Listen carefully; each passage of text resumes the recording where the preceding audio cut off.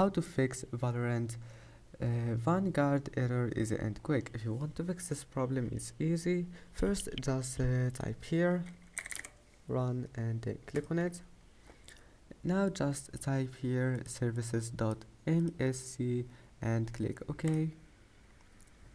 And after that, scroll down until you find here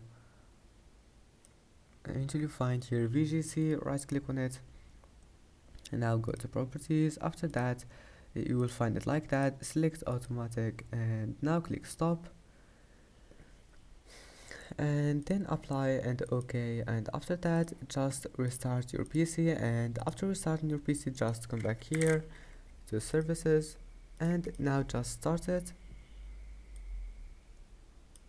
Right click and click start, and that's it. Now your problem must be fixed. It's easy, and that's it. Don't forget to like, don't forget to subscribe, and see you in the next video.